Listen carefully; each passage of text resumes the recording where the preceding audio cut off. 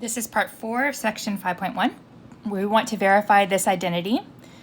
Tangent theta plus secant theta is the same thing as cosecant theta plus 1 over cotangent theta. Again, this is one of the problems where neither side seems particularly simple, so I'm going to kind of work on both and hope I end up at the same place. Now my left-hand side is equal to, I don't have any square trig functions, so at least right now my Pythagorean identities aren't going to be so useful. But I can turn all of these into sines and cosines. So starting here, this is the same thing as sine theta over cosine theta plus 1 over cosine theta.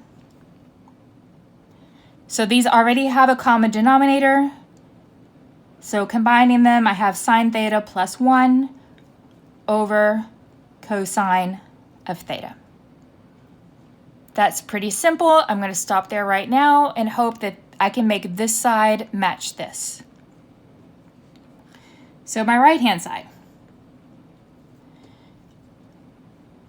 So what do I have here? I have cosecant of theta, so that's 1 over sine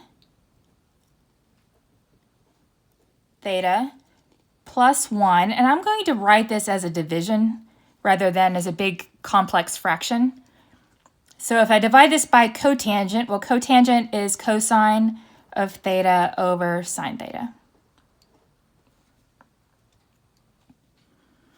Okay, if I get a common denominator here and combine, I will have 1 over sine theta plus sine theta over sine theta. So that would be getting the common denominator. And if I'm going to divide by the fraction, that's the same as multiplying by the reciprocal.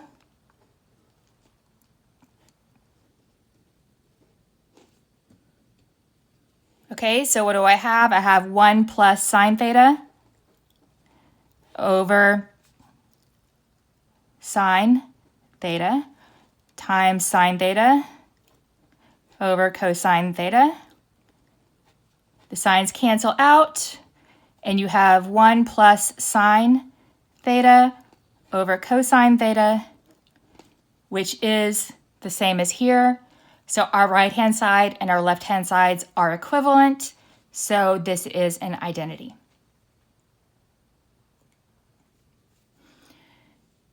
Okay, so let's look at this one.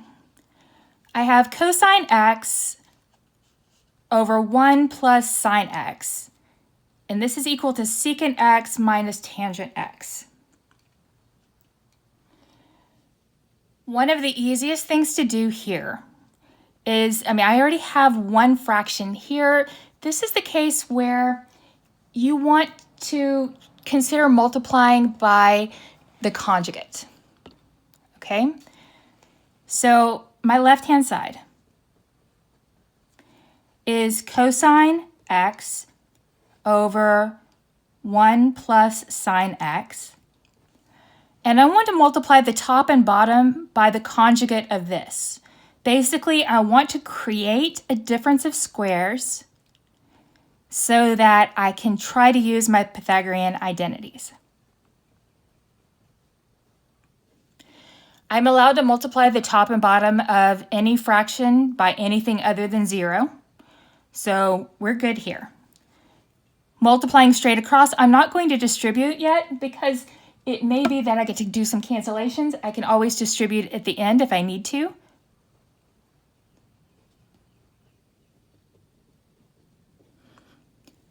And here, when I multiply this difference of squares, I will get 1 minus sine squared of x. Now this denominator is one of our Pythagorean identities. It is cosine squared. So what do I have? I have cosine x times 1 minus sine x over cosine squared of x.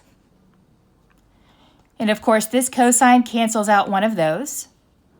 So I have 1 minus sine x over cosine x. I'm trying to get to secant and tangent. And if you look here, you can split this into two fractions, which would be 1 over cosine x minus sine x over cosine x. 1 over cosine x is secant x, minus sine over cosine is tangent, which is the right-hand side. So it is true.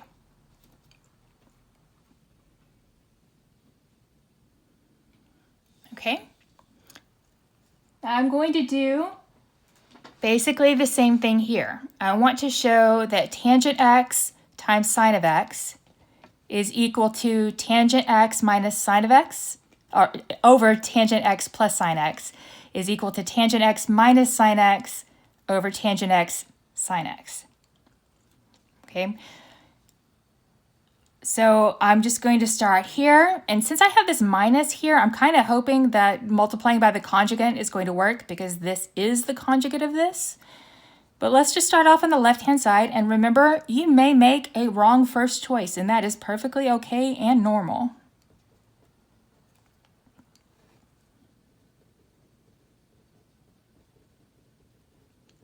And I'm going to multiply by tangent x minus sine x over tangent x minus sine x. Okay. And just like on the previous problem, I'm hoping for a lot of cancellations, so I'm not going to distribute in the beginning. And it is always something you can do later on if you need to.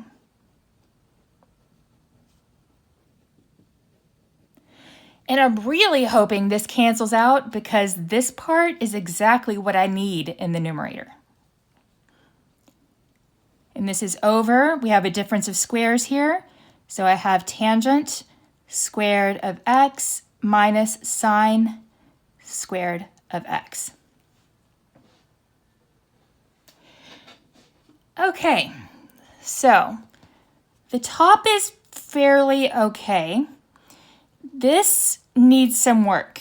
I'm pretty sure I can simplify this somehow because this is sines and cosines and this is just a sine. So I should be able to, at minimum, combine them by getting a common denominator.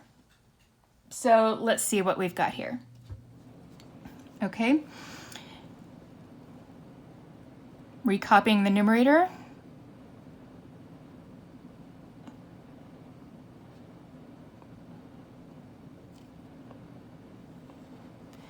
This is sine squared of x over cosine squared of x minus sine squared of x. Now, if I'm going to get a common denominator here, that would be cosine squared of x, and I would need to multiply this by cosine squared of x. Okay, so I have tangent x sine x times tangent x minus sine x all over sine squared x minus sine squared x cosine squared x over cosine squared of x. Remember I said it often gets ugly before it gets better? We're definitely there. I can factor a sine squared out of this numerator.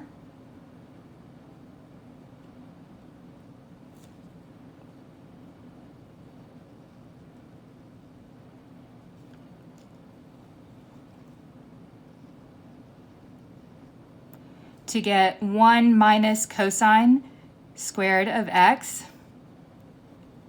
over cosine squared of x. Okay.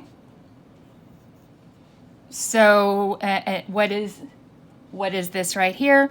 1 minus cosine squared of x. That's one of our Pythagorean identities. It is also sine squared.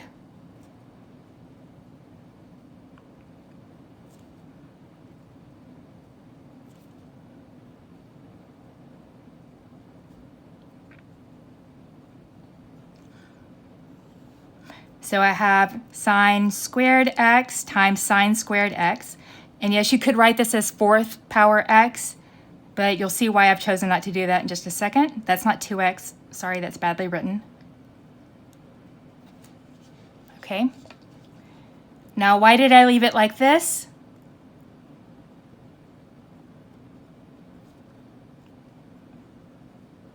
Because if I write sine squared x over cosine squared x, that's tangent squared of x. So if I combine these two, I have that, and then that's simply times sine squared of x. That's the same thing. And then this cancels one of those, this cancels one of those, and we have tangent x minus sine x over tangent x sine x, which is the right-hand side. And this was more complicated than the others we've done, and it gets a little bit ugly, but it is completely workable. What you might want to consider doing, if you end up with something like this, where you have part of a fraction that needs a lot of simplification, if you go over to scratch paper and just say, okay, my denominator equals, and then you could have simplified all of this over off on the side, and they just made the substitution, and the overall problem would have looked a little bit better, just separating the calculations out a little bit.